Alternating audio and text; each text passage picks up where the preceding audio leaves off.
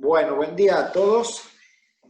Comenzamos esta cuarta sesión de Zoom, de clases virtuales de macroeconomía para la carrera de Economía de la Producción Alimentaria de la licenciatura en bromatología.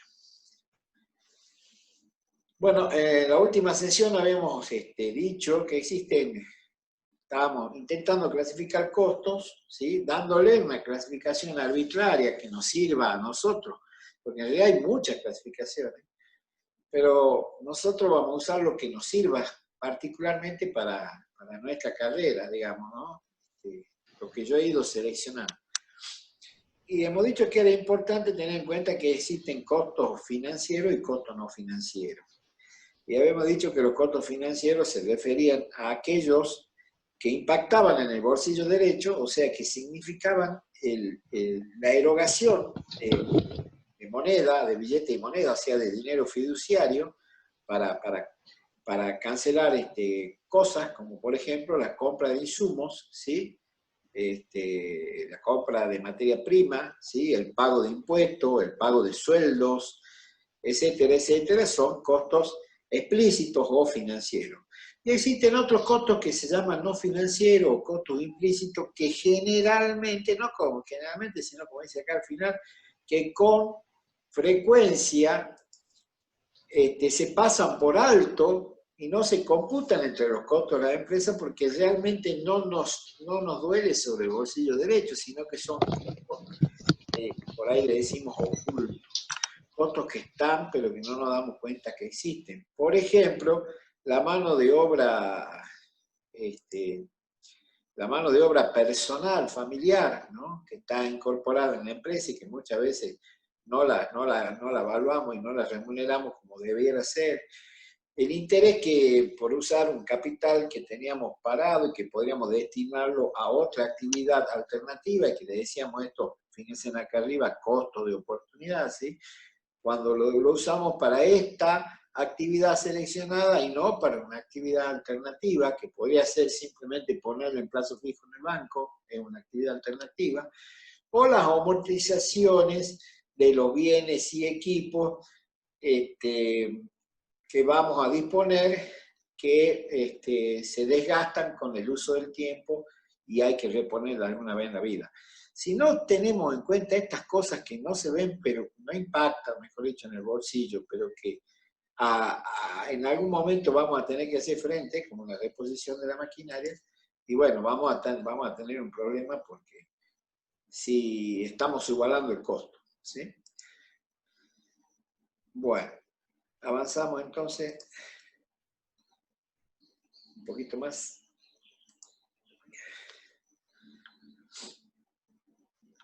Bueno, existe otra clasificación muy importante para los costos, para nuestro curso, que es la que vamos a usar de base para armar nuestro análisis económico y financiero, que se llama flujo de fondo y que vamos a ver las dos últimas clases la semana que viene. Son costos fijos. Costos fijos son aquellos costos financieros o no financieros que permanecen constantes e invariables durante el tiempo, sin importar o independientemente del nivel de producción que yo tenga o nivel de actividad que tenga mi empresa. Quiere decir que son costos que se devengan quiere decir que se producen, fijamente, o sea, en forma constante, fija, todos los meses o todos los años, independientemente de que yo abra o no abra mi negocio, de que venda mucho, produzca mucho o cierre. Son costos que van a estar siempre. Por eso se llaman costos fijos. Y pueden ser financieros y pueden ser no financieros. Acá ven un ejemplo, gastos de conservación de la infraestructura, ¿sí? Claro, las paredes, la pintura, se va así no trabajemos, se va desgastando, se va deteriorando, y si trabajamos también, las amortizaciones de la maquinaria, ¿sí?, se van poniendo viejas, ya sea porque trabajan mucho y se desgastan, o porque, por ejemplo, un ordenador, una CPU, si yo lo tengo parado 2 años sin arrancar, cuando lo quiero arrancar, ya no me sirve, está obsoleto, porque ya no, los programas de AFIP, los utilitarios que uso, ya la máquina por ahí no lo resiste. Entonces, esa se ha vuelto obsoleta sin siquiera haberla aprendido. O sea, hay que reponerla. El sueldo del personal administrativo o el personal fijo, yo tengo que pagar sueldo, es como tal lo que está pasando hoy con la pandemia. Independientemente de que trabaje o no trabaje, tengo que pagar el sueldo. O sea, son costos fijos. El alquiler, ¿sí?, de una locación. Yo tengo una locación, alquilé un local para vender pan. Hoy, por efecto de la pandemia, no me dejan abrir el local, pero tengo que pagar el alquiler. Son costos fijos. Entonces, los costos fijos van a estar independientemente del nivel de producción y van a ser siempre constantes. Van a ser siempre constantes porque siempre, trabaje o no trabaje, van a tener el mismo valor. Y luego tenemos los costos variables, que son aquellos que sí dependen del nivel de producción y están íntimamente relacionados con la cantidad producida o con la cantidad vendida. Por ejemplo, a ver, si yo estoy en una carnicería, como decíamos recién, había un ejemplo de carnicería, yo voy a tener el costo variable de la compra de la carne. Mientras más venda, más carne tengo que comprar. O sea, eso es variable. O sea, va variando en función a la actividad de mi empresa. Siempre, si la actividad crece, los costos variables crecen. Si estoy en la panadería y voy a vender 100 kilos de pan, tengo un gasto en harina, en grasa, en sal, en personal, en electricidad, en gas. Ahora, si voy a vender 1000 kilos de pan, el gasto se multiplica, no digo por 10, pero seguramente se multiplica la cantidad de harina que voy a necesitar seguramente por 10, la cantidad de grasa y sal que voy a necesitar, va a subir la luz, va a subir el gas, no por 10 seguramente no, porque tiene otros componentes, la tarifa tiene un costo fijo, etcétera, etcétera, pero se van a ir incrementando los gastos en función a la cantidad producida.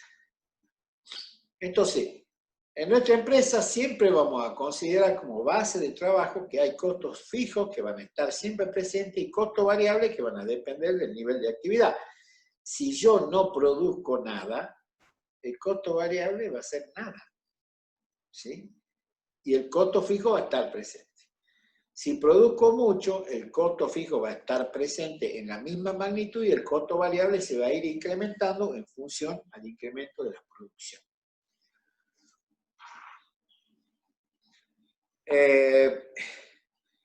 Ejemplo acá dice el salario del personal temporario. Por ejemplo, puedo tener yo obreros que los ocupo temporariamente, no en forma permanente, ¿sí?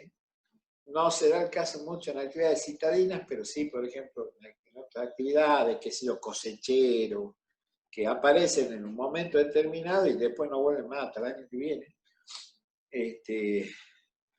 Como les decía, los insumos de elaboración, la semilla, los agroquímicos, el combustible, los servicios públicos, las tarifas y todo lo que voy a pagar va a estar en función de la cantidad producida. Más produzco, más pago. Y acá nos da una primera razón, una primera función o ecuación de costos, ¿sí? Y vamos a decir que el costo total va a ser igual a los costos fijos más los costos variables, ¿sí? Tenemos una primera definición de costos ya trabajada a nivel de una identidad, ¿sí? Si la miramos gráficamente, y esto es lo interesante para entender los conceptos, si en el eje de las abscisas ubicamos las Q, o sea, las cantidades producidas, y en el eje de las ordenadas, los pesos correspondientes a los costos totales, ¿sí?, o a los costos, digamos simplemente, vamos a tener que independientemente que produzcamos 0 o produzcamos 7.000, podría ser en este ensayo, en esta gráfica, nuestro costo fijo va a permanecer siempre presente en una misma magnitud y está acá señalizado verde. Y yo lo estoy siguiendo con mi puntero de mouse.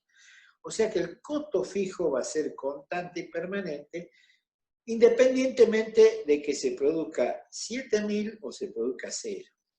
Están siempre presentes y son fijos. En cambio, el costo variable que está en azul, ¿sí?, se va a ir incrementando en función al incremento de la producción que vayamos teniendo. En 7.000, el costo variable va a ser, acá para este ejemplo, de 3.200 pesos. Pero si produzco 1.000, va a ser de 900 pesos. Y si no produzco nada, el costo variable es 0. En definitiva, y volvemos a la ecuación, el costo total, que es la suma de los fijos y los variables, nos va a dar esta función que tenemos en rojo, ¿sí? O sea que nuestro costo total nunca va a ser 0, siempre parte, la ordenada del origen, parte en el costo fijo, porque el costo fijo lo tengo siempre, y a medida que voy agregando unidades de producción o vendiendo unidades de producción, voy incrementando mi costo variable y esta curva de azul se desplaza para conformar entre esta verde y esta azul la curva roja, que es el costo total. Necesito un micrófono por ahí, algún voluntario que me diga si vamos entendiendo o si hay que reiterar los conceptos. Paoli, vos que tenés seguro micrófono, decime cómo vamos. Sí, profe. Buenísimo. Entendemos. Se entiende. A ver, si alguien pregunta algo. Bueno. Entonces, repasando, el costo total va a ser igual al costo fijo total más el costo variable total. Pero si tomamos el costo fijo y lo dividimos por las cantidades producidas, ¿sí?, vamos a tener el costo fijo medio, que es promedio, ¿sí? Y si de igual que ahí tenemos la ecuación, ¿no? Costo fijo medio es igual al costo fijo total, que decíamos que era constante, sobre la cantidad producida. O sea, ahí básicamente, inmediatamente, intuitivamente, puedo decir que si aumento el denominador, o sea, las cantidades producidas son cada vez mayores, el resultado del costo fijo medio va a ser cada vez menor. O sea que yo, para diluir este costo fijo total, ¿sí?, lo que tengo que hacer es producir mucho. Mientras más produzca, más pequeño va a ser el costo. Porque todo esto que es fijo se me distribuye en mayor cantidad de productos, ¿sí? Un kilo de pan va a tener un componente variable y un componente fijo. Mientras más pan produzca, Q, el componente fijo va a ser menor y yo voy a tener menores costos. Si tengo menores costos, puedo vender más barato o puedo vender al mismo precio y ganar más plata por cada unidad vendida. O puedo bajar el precio para vender más barato que mi competencia. Entonces, esto es lo que se conoce como economía de escala. Mientras más escala tengo yo, más voy a diluir mi costo fijo, porque a los empleados lo voy a tener que pagar, produzca mucho, produzca poco. El alquiler lo voy a tener que pagar, produzca mucho, produzca poco. Y los servicios públicos, el básico de energía, de gas, de agua y hasta el teléfono celular, lo voy a tener que pagar, produzca mucho, produzca poco. Si produzco mucho, todos esos costos se diluyen en mayores cantidades. ¿Comprendido, Pauli? Sí, profe. Bueno.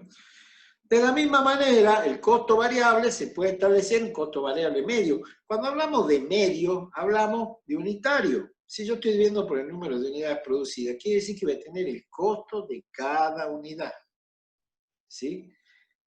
Lo que está en verde es el costo total de mi negocio. ¿Sí? Cuando yo divido en las unidades producidas, lo que voy a tener es el costo de cada unidad. O sea, la parte variable y la parte fija que le corresponde a cada kilo de carne, a cada kilo de pan o a cada torta en la pastelería. ¿Sí? Y ya vamos a ver cómo se prorratan esos costos. Entonces acá tenemos costos totales y esto le llamamos costos unitarios. ¿Sí? Unitarios. El costo medio total es el costo total dividido por el número de unidades producidas. O sea, este costo también puede ser medio. Y lógico, si es la suma de este más este. Entonces nos queda una ecuación como la que ustedes ven al final. Muy sencillo, muy intuitivo y muy práctico para el curso, digamos, de ustedes y lo que necesitan saber. ¿Vamos bien, Pablito? Sí, profe. Bueno, pero también existen los impuestos y existen en una magnitud no menor. Entonces le voy a hacer una breve presentación de los impuestos que son los enemigos de los empresarios, porque son cargas, ¿sí? Son cargas que se le imponen a nuestros negocios, ¿sí? Muchas veces sin comerla ni beberla, pero bueno, los impuestos forman parte del sistema de sostenimiento del aparato del Estado. ¿Sí? Sin eso no hay gasto público. Ya hablamos de gasto público, hablamos de las funciones del Estado y hablamos de que el Estado puede ser deficitario, superavitario y eso en función de la recaudación y los gastos que tenga. ¿De dónde sale la recaudación? De los impuestos. La recaudación tributaria en el año 2019, les presento un pequeño esquema, ¿sí?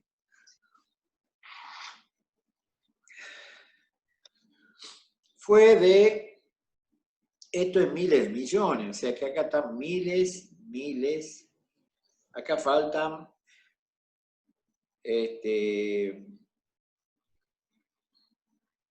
acá faltan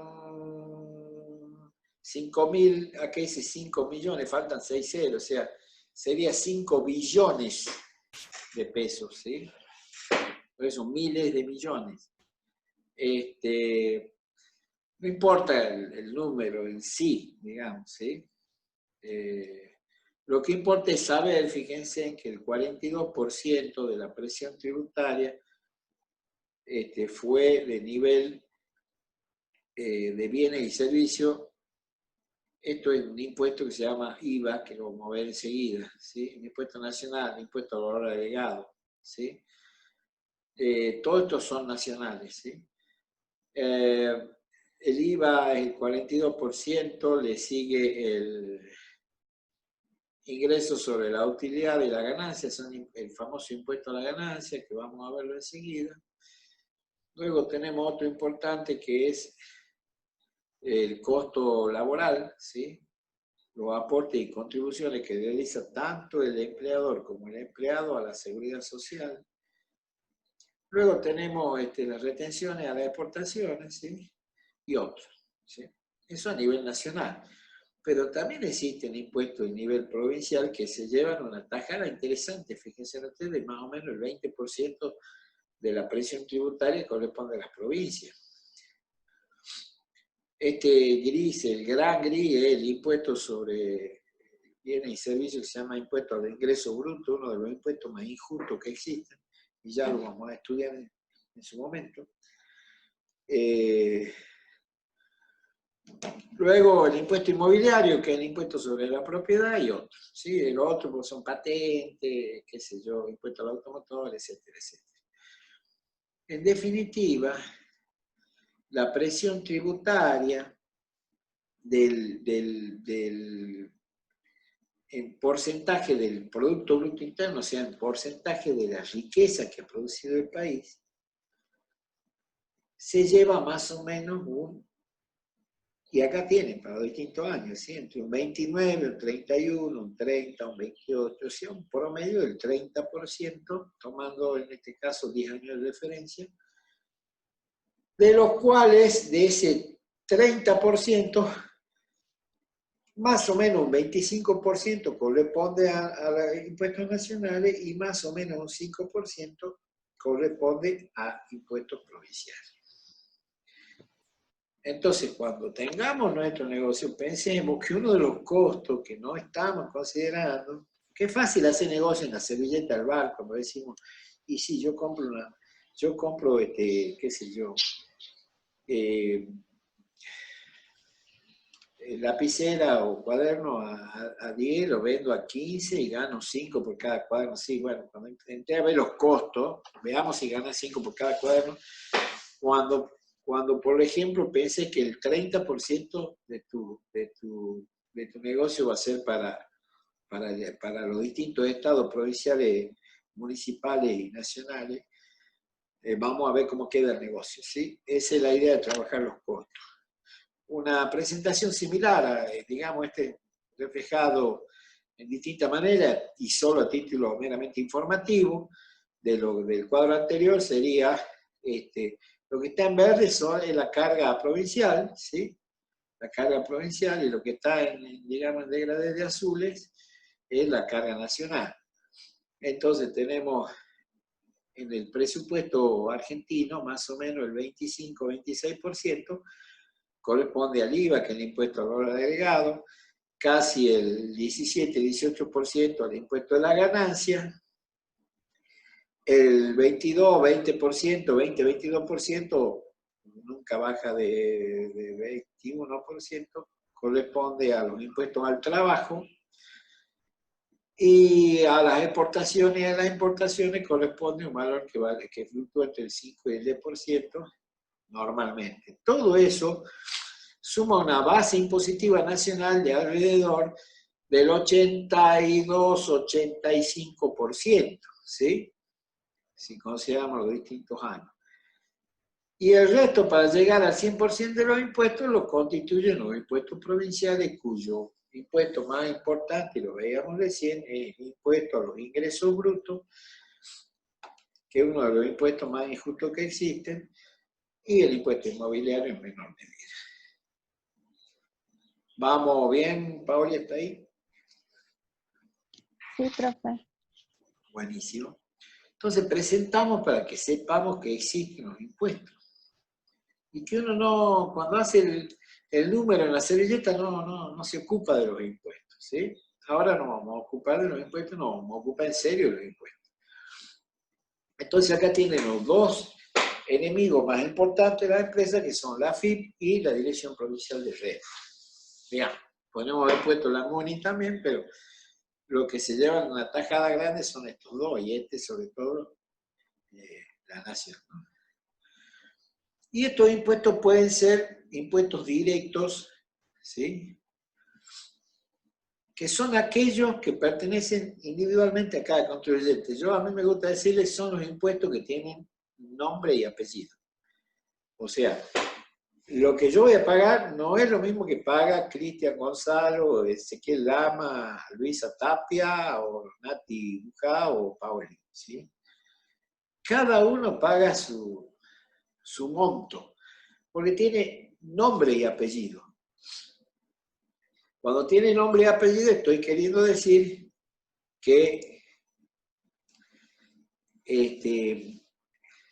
efectivamente en la boleta aparece mi nombre, ¿sí? No hay otro. Y pueden ser indirectos, o sea, los indirectos son los que alcanzan a todo el mundo, o sea, son universales, independientemente de quién los consume, y son indirectos porque no se especifica, digamos, lo que va a pagar Paoli, Cristian, Nati o Ezequiel Lama, es lo mismo que voy a pagar yo, y todo lo que consumimos una botella de cerveza, por ejemplo, o cargamos un litro de nafta. El impuesto no discriminan, digamos, ¿sí? Son indirectos, graban el consumo. El más importante es el impuesto al valor agregado, que es el 21%. Y cuando yo voy a comprar un kilo de carne o una revista o un medicamento o voy al cine, ¿sí? Todos indiscriminadamente lo que consumimos, esos bienes y servicios, pagamos el 21% de IVA. ¿Sí? O sea, son indirectos, graban el consumo. En cambio, los directos no, graban a la persona y a la actividad que realiza la persona. Ejemplos. Impuesto a las ganancias. Yo más gano, más pago. Impuesto a los bienes personales. Son aquellos impuestos que le dicen mal dicho o arteramente dicho, impuesto a la riqueza. Son aquellos impuestos que gravan todo lo que yo tenga, mis activos, ¿sí? No dedicados a la producción, por arriba de 3 millones de pesos, creo que está el mínimo hoy. Eso va cambiando y se va ajustando todos los años. Entonces, si yo tengo 10 millones de pesos en activo y tengo dedicado 7 millones a mi empresa, en camiones, en fincas, en propiedades, que yo no pagan impuestos. Y con los 3 millones que yo tengo afectados en el auto que me compré, en la lancha, en mi casa donde vivo, hasta ahí no pagan impuestos. Ahora, si lo que no esté dedicado a la producción supera los 3 millones, por ese monto que supera, suponte 3.500.000, por esos 500.000 pesos yo voy a pagar un porcentaje que va a ser el impuesto a los bienes personales. Un porcentaje pequeño, 1, 2%, eso también cambia, ¿sí? Entonces se llama el impuesto a la riqueza. Las retenciones, o sea, y verán que todo esto tiene nombre y apellido, o sea, lo que yo pago no es lo mismo que paga Cristian, ni Nati, ni Pauli. O sea, es lo mismo con las ganancias. Lo que yo pago es lo que yo gano. Es distinto lo que ganan ustedes, pagarán otras cosas, ¿sí? Otros montos, o no pagarán también. Retenciones a las exportaciones. Bueno, yo exporto, y yo pago por lo que exporto.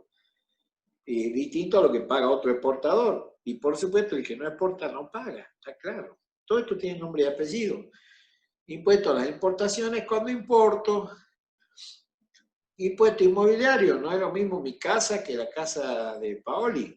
Ella pagará más, yo pagaré menos, qué sé yo, depende de la casa, depende del barrio, depende de la transacción, depende de muchas cosas. Y viene mi nombre en el boleto. ¿Sí? Impuesto al automotor, ¿sí? Todos los autos pagan diferente, según el modelo, ¿sí? Impuesto a los ingresos brutos de la provincia, que graban la venta bruta, sin importar los costos, ¿sí? Porque de última, y acá viene el tema de la injusticia que yo decía de este impuesto, de última, el impuesto a la ganancia, yo lo pago en un porcentaje que va, en una escala que va del 15 al 35%, y generalmente todos pagamos el 35%, porque la escala está desactualizada, de lo que gano, o sea, de lo que vendí menos los costos, ¿sí? Lo que me quedó, se supone que es una ganancia, una utilidad, pago el impuesto. En cambio, el impuesto a los ingresos brutos, que es provincial, me cobra sin importarle si yo gané o perdí plata, o sea, sin importarle mis costos. Yo vendí 10, tengo que pagar el 3% de impuesto, el 3% de la tasa general. Pero puede variar entre 2,5, 2,5, 3,5, según la actividad a la que nos dediquemos. Pero la tasa general, la más amplia, es la del 3%, y eso lo define el Código Fiscal de la provincia, que se actualiza todos los años a través de la legislatura, ¿sí?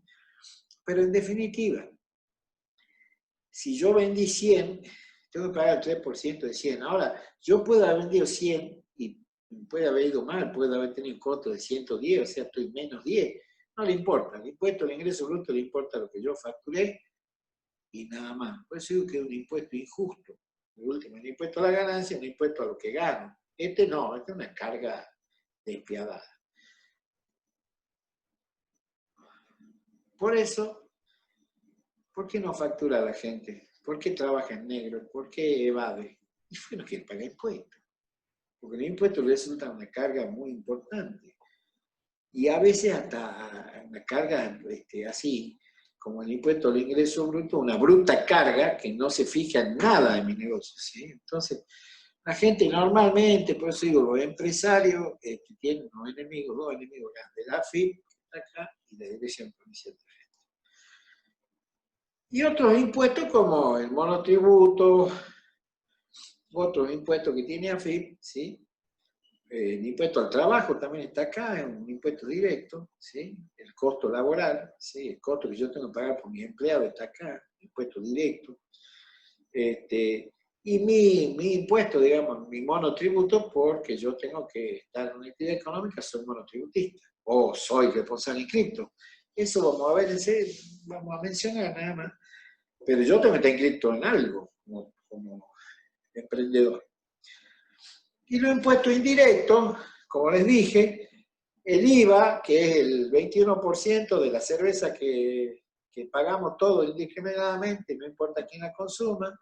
Cuando voy a cargar combustible, pago el Fondo Nacional de Autopista, o pago otro impuesto que se llama a la transferencia de los combustibles, o pago el impuesto al incentivo docente, que se inventó alguna vez en unos 10 años para darle un aumento a los docentes primarios, y nunca más se sacó.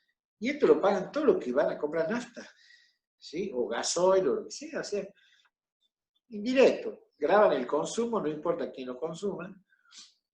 O el impuesto al tabaco, o el impuesto a los cigarrillos, tabaco, al cigarrillo sería lo correcto, a las bebidas alcohólicas, ¿sí?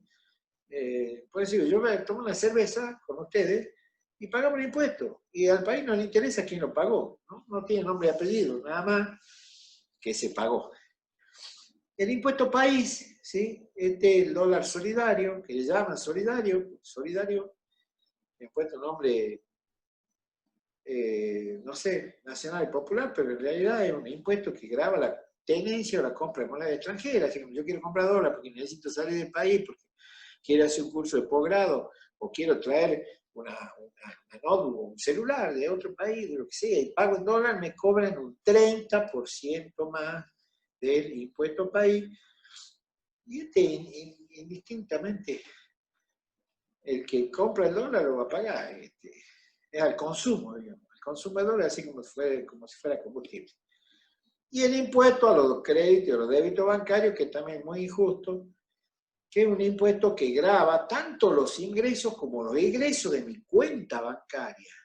O sea, ¿viste cuando ustedes compran en Mercado Libre y hacen una transferencia con tarjeta de crédito, de débito, de alguna forma? Eso ingresa a la cuenta bancaria de Paoli, por ejemplo, que estaba publicando, que vendía, qué sé yo, un calefón o un libro. Ingresa y por ese ingreso le cobran el 0,6% por cada movimiento. Y cuando lo saque, lo retire, le cobran otro 0,6%. Bueno, continuamos con la segunda parte.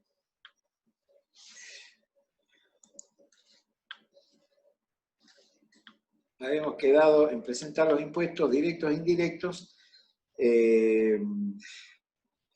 Y habíamos quedado mencionando el impuesto a los créditos y los débitos bancarios. Y les comentaba yo que por cada movimiento que tenga en mi cuenta, ¿sí? Que puede ser una caja de ahorro, puede ser una cuenta corriente, u otra cuenta que implique ingreso al banco y salida del banco, por cada movimiento que ingreso que sale yo tengo que tributar un 0,6%, o sea que en total entre entrada y salida es un 1,2%, ¿sí? De los movimientos bancarios que yo tenga. Uno puede decir, bueno, sí, pero yo no voy a trabajar con un banco. Bueno, eso sí, en una pequeña escala vos no podés no trabajar con banco, pero cuando tu escala se hace medio grande ya es imposible no trabajar con un banco, ¿sí? Porque vas a tener que usar transferencia, porque los proveedores te van a pedir cheque para financiarte, por lo que sea, ¿sí? Para tener un control del movimiento de la empresa. Siempre el movimiento bancario queda totalmente registrado y yo puedo recurrir a cualquier registro bancario para ver los movimientos de mi empresa sin necesidad de haberlo registrado yo. Si me olvidé, lo puedo chequear con el banco. O sea, siempre va a haber necesidad del banco, ¿sí? Después de determinada escala, por supuesto. Avanzamos un poco entonces. Acá tenemos el impuesto a el monotributo, la tabla, digamos, del monotributo, la tabla actualizada del monotributo, vigente, con valores, digamos, al día de hoy, ¿sí? Más allá de todas estas, se las presento para que sepamos cómo manejarlas, digamos, en definitiva, ¿sí? Actividad no excluida, o sea, cualquier actividad, ¿sí? Para este caso, para estas primeras categorías, y para esta última categoría, venta de bienes muebles. Bienes muebles de todo lo que se mueve, digamos, no servicios, no servicios. Es decir, la venta de una propiedad no es un bien mueble porque no se mueve la propiedad, pero la venta de un auto sí, porque sí se mueve el auto, ¿sí? Eso es mueble. Todo lo que se mueva, un escritorio, un bien mueble, pues se lo puede mover, ¿sí? Bueno, no tiene requerimiento en cantidad mínima de empleados. Bueno, acá hay, estas son relativas, hay cada que hay que ver cuál es la superficie de mi negocio, la energía consumida, el alquiler que yo pago, ¿sí? Anualmente, esto es todo en forma anual, ¿sí? Anualmente dice acá. Esto no va a ser el precio máximo al que se puede vender una cosa mueble, ¿sí? 29.000 pesos para estar dentro del monotributo, si no ya tenés que saltar a ser responsable inscripto, que son otras categorías de AFIP.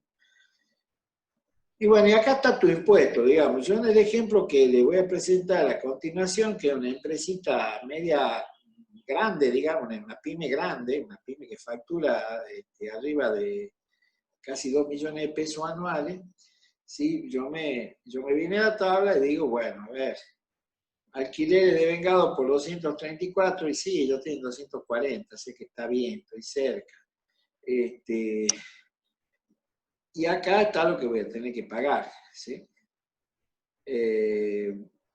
Voy a pagar por venta de cosas muebles, ¿sí? 2.000 pesos, más el aporte que voy a hacer al sistema integrado de previsional argentino, o sea, para mi jubilación, 1.400 pesos, más un aporte a la obra social, o sea, de salud que yo voy a escoger, que yo puedo escoger algunas, no todas, de las obras sociales que hay para las pymes, y en total mi numerito de categoría monotributo, categoría G, voy a tener que tributar porque vendo cosas muebles, entonces me voy a este renglón, 4.550,61 todos los meses. Pero estaré pagando con ese impuesto mi jubilación futura, ¿sí?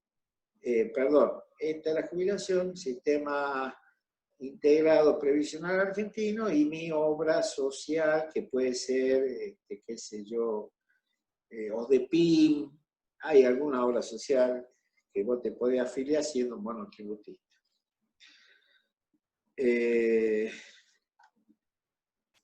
Avancemos un poquito. Y bueno, empezamos a ver la estructura para hacer nuestro análisis de costos y después la planilla de fondos, el flujo de fondos, ¿sí? Paoli, ¿cómo vamos hasta ahí? Bien, profe. Perfecto. Como dice nuestro primer párrafo, no existe una estructura fija para hacer una planilla de costos, ni siquiera un flujo de fondos. Cada uno va a hacer la presentación que considere más adecuada en función de cada uno de los negocios, con un criterio, como dice, personalizado, presentando los criterios para que cualquiera pueda analizar nuestra estructura de costos. O sea, yo tengo que decir de dónde salen los números, qué criterio he empleado. Lo primero que voy a hacer yo, ¿sí? Pero cualquiera también lo puede hacer, es comenzar por el análisis de la cuenta capital, ¿sí? En esta estructura supuesta, yo voy a trabajar con análisis de la cuenta capital. primeramente, ¿qué es lo que es la cuenta capital? Y son todos los equipos que yo voy a necesitar. Por ejemplo, esta es una panadería, de estas panaderías mayoristas, o sea que no tiene atención al público, sino que distribuye pan a panaderías barriales o a panaderías más chicas, ¿sí? Es el negocio que yo me imaginé, que usted tiene que imaginarse el suyo. Y le puse algunos de los elementos, tampoco todo, porque no es mi negocio, digamos. Usted al suyo sí le tiene que poner todos los elementos. Yo le puse algunos, lo más importante, que va a necesitar mi negocio. Voy a hacer el análisis de la cuenta capital, que es el capital que yo tengo invertido en esta panadería, el capital fijo. ¿Y cuáles van a ser mis objetivos? Calcular las amortizaciones de todo este activo fijo y los intereses con que yo voy a gravar a este capital puesto al servicio de esta actividad y no, por ejemplo, una actividad alternativa, que se llama costo de oportunidad. ¿Sí? Estamos repasando lo que vimos en la clase anterior. Entonces, y estos son costos no financieros, o sea, son costos ocultos. ¿Sí? Entonces yo voy a empezar por el cálculo de estos costos no financieros o explícitos. ¿Sí? Entonces voy a tener un horno rotativo que nuevo cuesta 460.000 pesos y que me produce 75 kilos de pan por hora. Todo esto lo fui sacando de internet. Yo para hacer la planilla tomé algunas cosas ahí. O sea que lo que está acá es un número real, digamos. ¿Sí? Una amasadora de 100 kilos, con capacidad de 100 kilos, 231 pesos, 31.000 pesos, y así, ¿sí? Y una camioneta, ¿sí? Para reparto, carrozada, que me va a costar 900.000 pesos. En definitiva, el valor a nuevo o el valor usado, lo que sea, que acá tenemos una camioneta usada, ¿sí? Y todo lo demás son elementos nuevos, ¿sí? Les voy a tomar un valor que sea de mercado con el cual yo voy a comprar, voy a adquirir esos productos, ¿sí? Entonces acá tengo valorizado cada uno de mi activo fijo y suma un total de 2.065.000 para este emprendimiento supuesto, ¿sí? Digo, ¿cuánto van a durar las cosas? ¿Se acuerdan que en amortizaciones tenemos que dividir por la vida útil?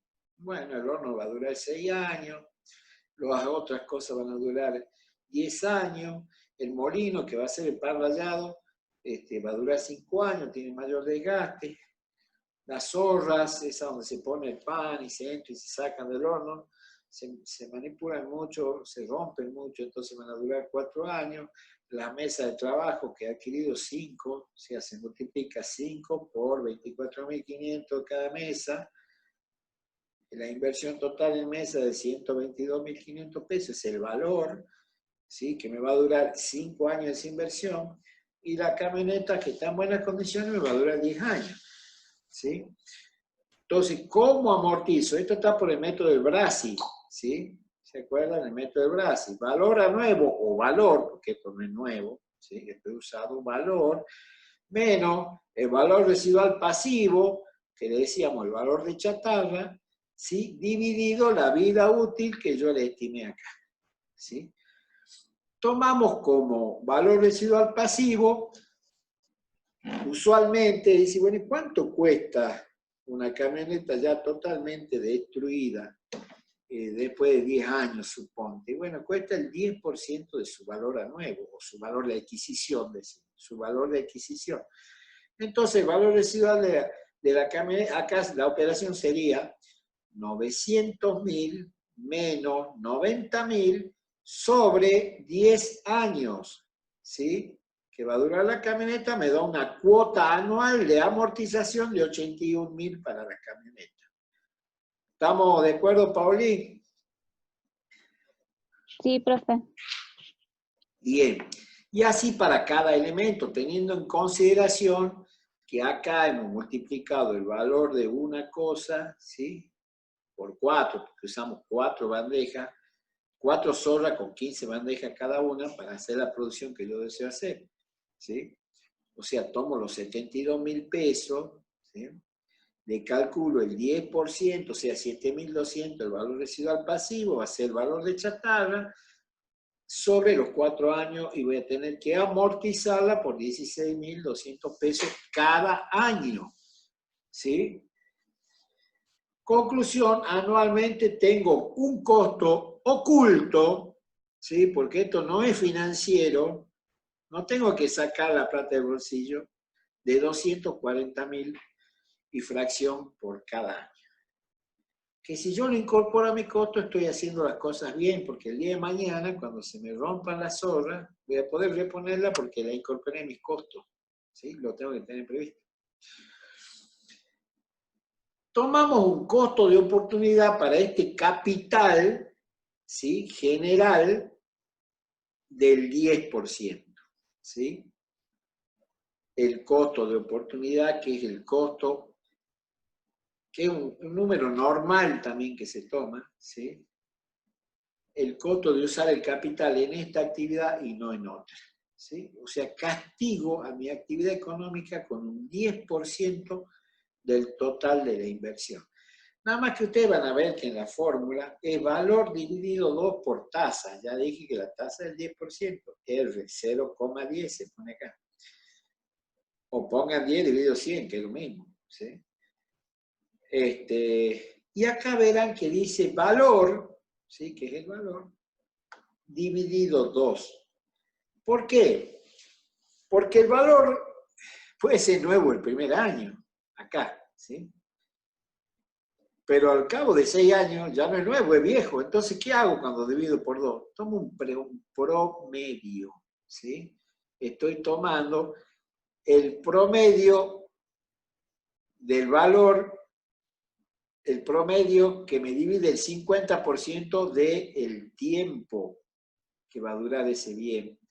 O sea, cuando yo divido en 2, estoy haciendo una amortización promedia aritméticamente. ¿Sí? Si no, tendría que hacer una amortización para cada año. Y se complejiza. Para que se puede hacer.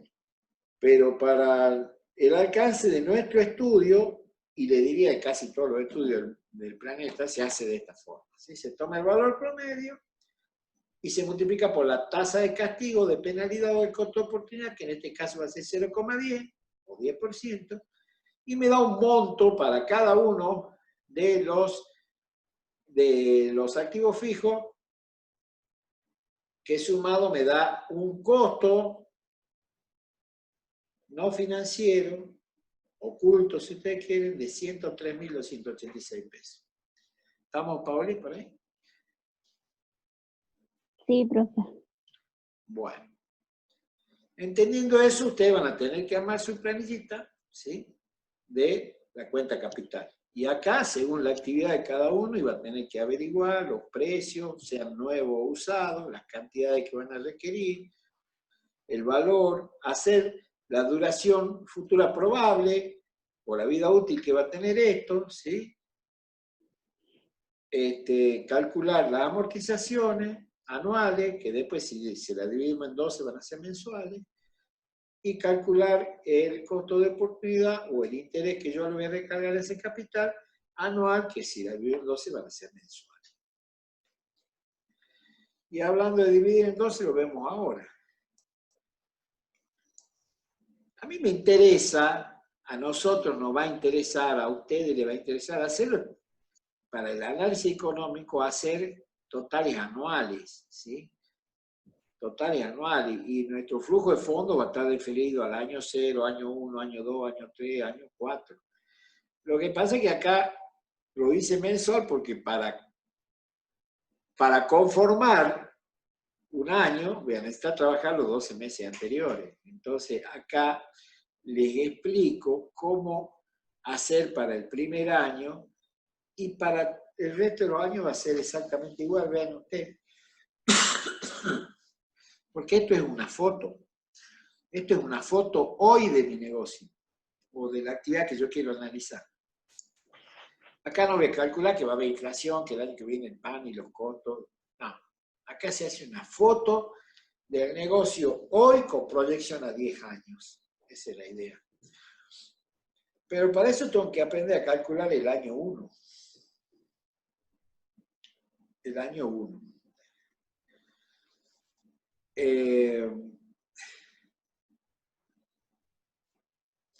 Entonces, acá hemos dividido en costo financiero y costo no financiero. Ustedes verán que acá está la amortización que acabamos de calcular y los valores anuales, ¿sí? Subimos, nos daba 240 y nos daba 103.000 en ambos casos, ¿ven? 240 y 103.000, que si lo divido en 12 me va a dar para el mes 1, ¿sí? 20.000 pesos mensuales de amortización y 8.600 pesos mensuales de costo de oportunidad, que totalizan anualmente la cifra con la que yo me voy a quedar para el futuro, pero antes tengo que desagregarla, ¿sí?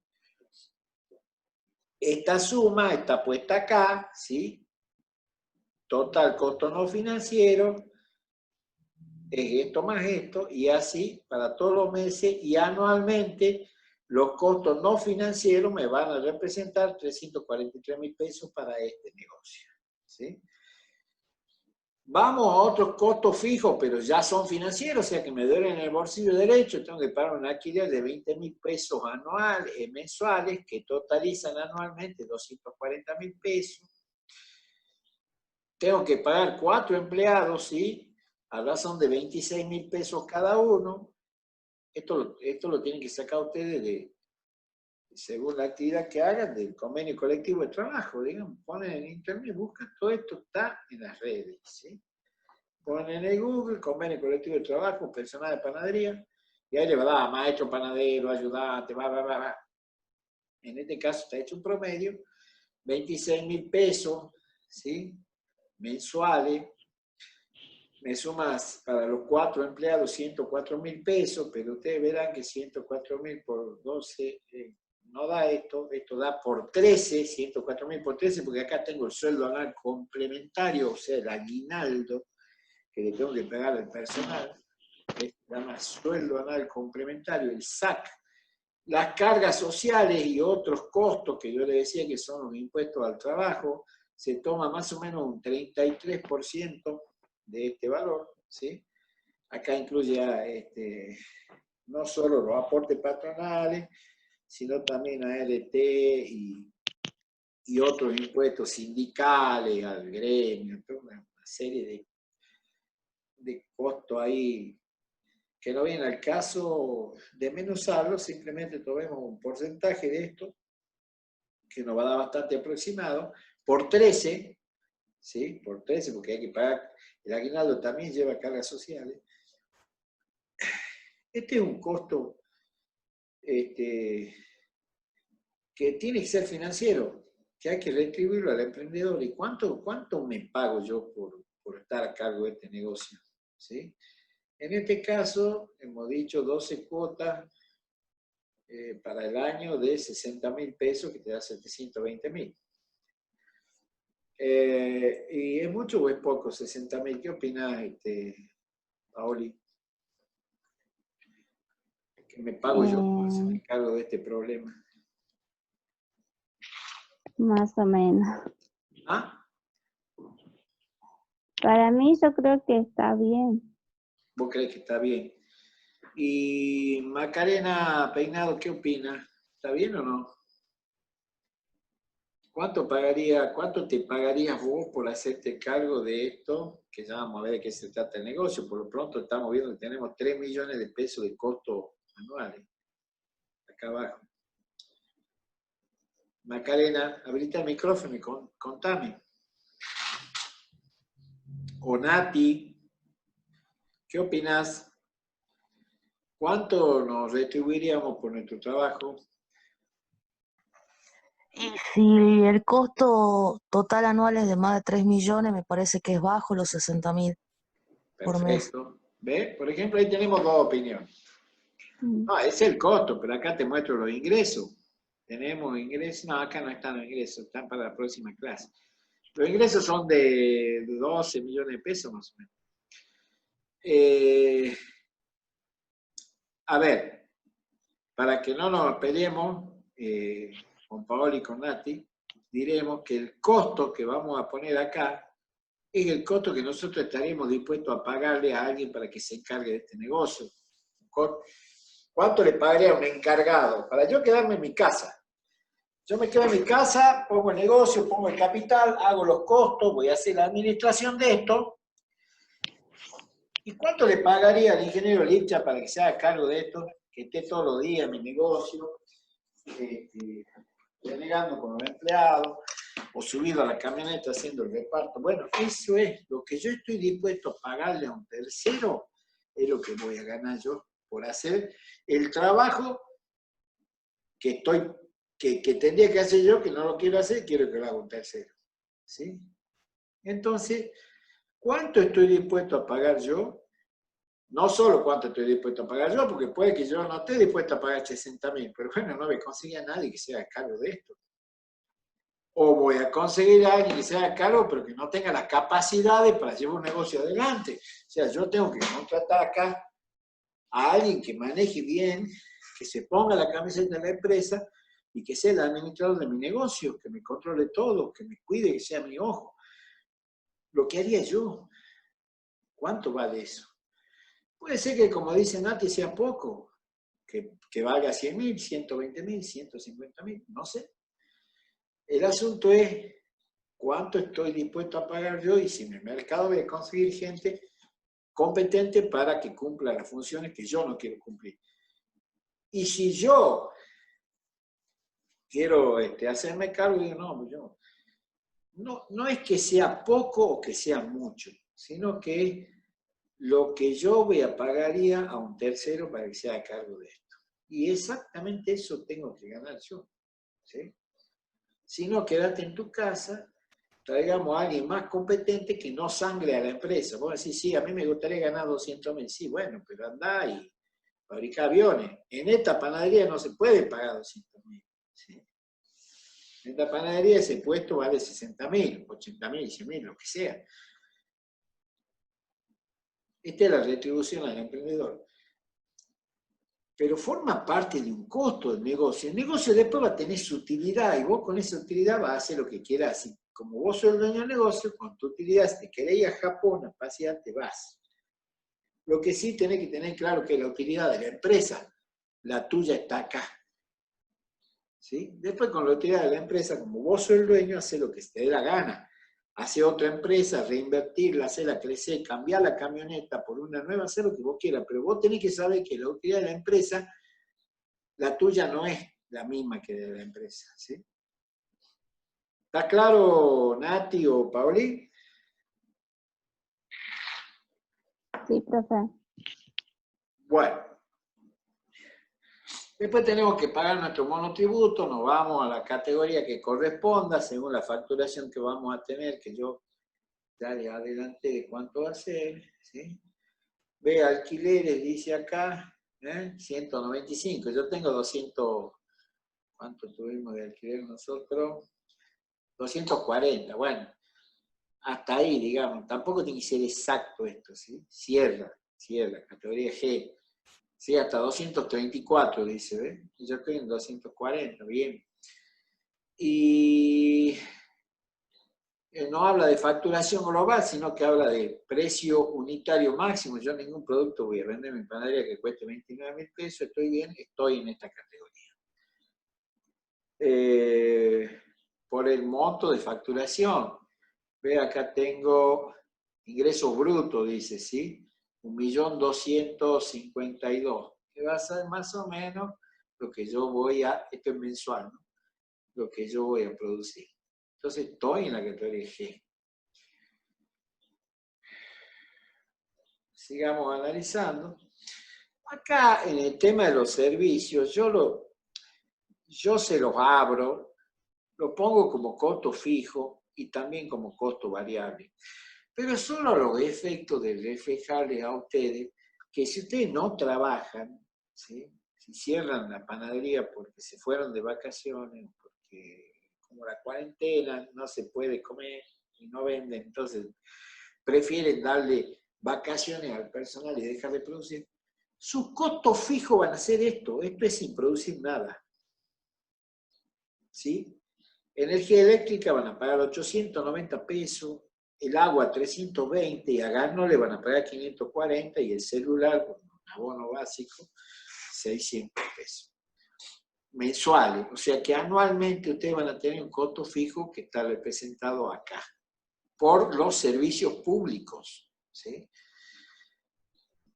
Y después se los pongo también en el costo variable, porque en realidad son más variables que fijos, porque yo prefiero poner a todas las variables porque los montos se multiplican por mucho, sobre todo en esta actividad.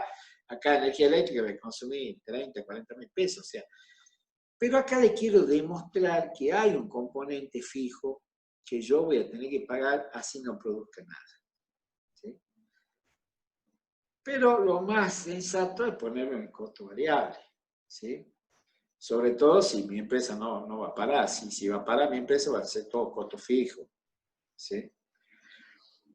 Entonces acá tenemos la suma de los costos fijos totales, me da mensualmente esto que multiplicado por 12 me da 3.200.000, casi 200.000 pesos para este negocio imaginario que es la distribución de una panadería mayorista que produce 350 kilos de pan por día, ¿sí? Que esa es la capacidad, no, me da más la del horno rotativo que yo he evaluado. Sí, produce 75 kilos de pan por hora, pero yo voy a trabajar, mi idea de negocio es 350 kilos de pan por día, 150 kilos de pan rallado que voy a hacer con pan que voy a hornear. ¿Sí? Eso es rallar pan viejo, eso es para las panaderías amateur. Para las panaderías profesionales, el pan se hace para rallar. ¿Sí? Entonces yo voy a tener mi horno funcionando casi 10 horas diarias. Y 200 prepisas por día que va a fabricar mi pequeña panadería distribuidora, ¿sí? Que no va a tener atención al público, sino que va a vender directamente va a ser una mayorista, o sea, va a vender a distribuidores minoristas, a los barrios. Y que para eso yo he hecho un cálculo de insumos que voy a necesitar, que puede ser más ajustado al que yo hice, pero yo hice un cálculo bastante grueso. ¿Sí? Acá hay un error, esto se tiene que repetir, ¿sí? No sé por qué está acá, un error mío. ¿Qué va a hacer? Voy a gastar 364.000 pesos en harina, a 1.400 pesos la bolsa, y por ahí tengo el cálculo de cuántas bolsas voy a usar por día, creo que son 7, 8 bolsas diarias, multiplicado por 30 y multiplicado por el precio. La cuestión es que esto multiplicado por 12, porque voy a trabajar los 12 meses, me da 4 millones de pesos de harina que voy a usar anualmente. Grasa o margarina voy a usar X cantidad de kilos. Como verán, hay que hacer planillas auxiliares, ¿no? Para poder y manejar el Excel, ¿no? Así que les recomiendo que tomen una clase rápida de Excel para manejar, para tener esto, cómo calcular cada insumo que vamos a usar, ¿sí? Según el porcentaje que lleva de ese insumo, multiplicado por día y multiplicado por 30 días que tiene el mes y multiplicado por 12 meses que tiene el año, me va a dar una cantidad anualizada. ¿Sí? Salsa de tomate, 144.000 pesos por año. Azúcar común, 78.000 pesos por año. De agua voy a pagar, ¿sí? Las boletas de agua, 8.000. Esto ya es variable, que se debería sumar a lo fijo y que debería estar todo acá. Pero yo ya les expliqué por qué se lo discriminé, para que ustedes vean que hay un componente fijo, pero puede ser todo variable, se suma directamente acá. ¿Sí? De gas voy a gastar 38.000 pesos mensuales, que sumado a que no se ve que tengo un cargo fijo también, ¿sí? Que lo he puesto acá, ¿sí? De 540, si no uso, así que eso, para ponerlo a todo variable, tiene que tomar la factura y me va a dar 38.500 pesos más o menos, ¿sí? Que son 450.000, 56.000 pesos anuales. Lo mismo para energía eléctrica. El mantenimiento, ¿sí?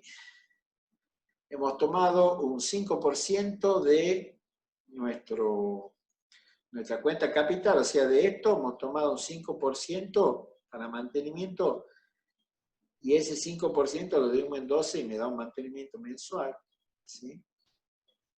¿Dónde estoy? Mensual, anualmente sería 86.000, que es el 5%, ¿sí? De estos 2 millones, ¿sí?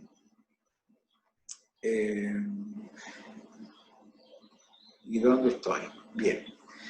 Combustible, lo que yo he estimado que va a andar mi camioneta, mensualmente voy a gastar 28.000 pesos de combustible, anualmente voy a gastar 337.500 pesos de combustible.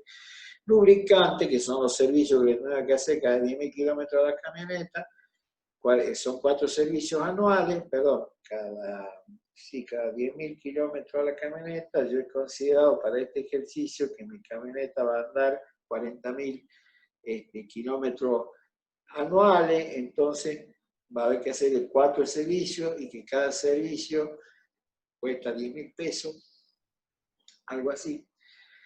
Y dividido 12 me da esto y anualmente me da esto. Y como verán ustedes, hay el impuesto a los créditos y a los débitos, que es el famoso impuesto al cheque, que le decía yo que es un impuesto que grava los movimientos de mi cuenta bancaria.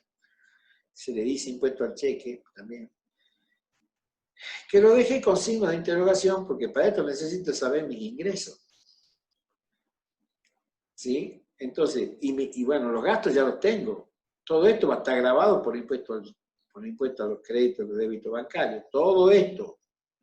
Porque yo voy a hacer una transferencia bancaria para pagar la harina, o para pagar el gas, o para pagar el combustible. Voy a hacer un cheque, o voy a hacer...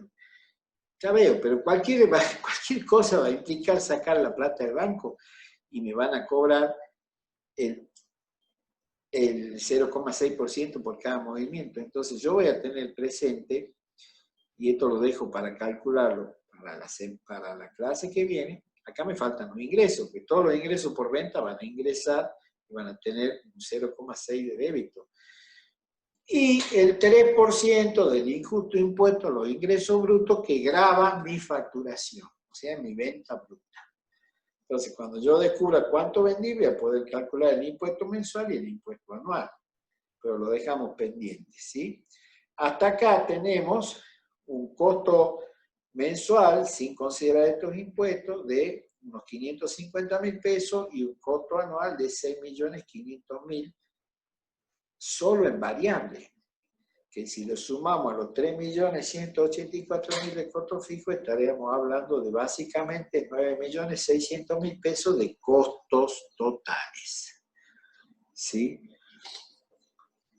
Si a eso lo divido por las unidades que voy a producir, voy a tener el costo medio, o sea, el costo de cada unidad.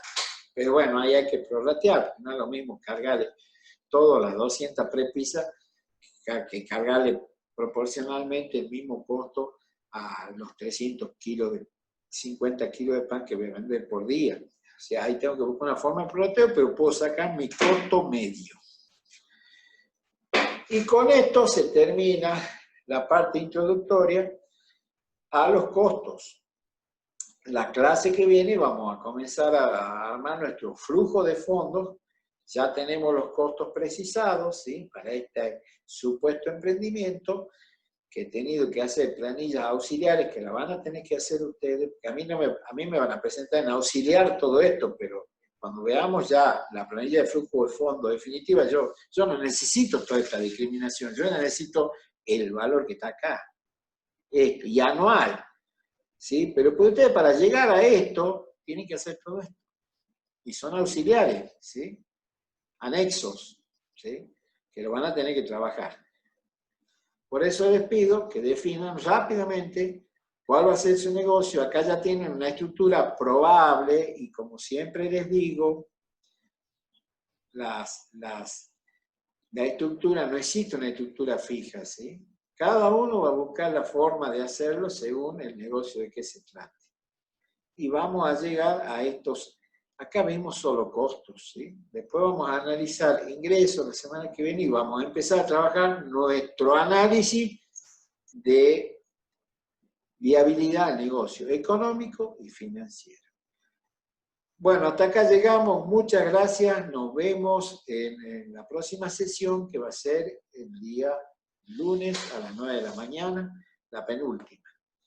Muchas gracias, que tengan buen día. Gracias, profe. Hasta luego. Hasta luego. Hasta luego, profe. Hasta luego, profe.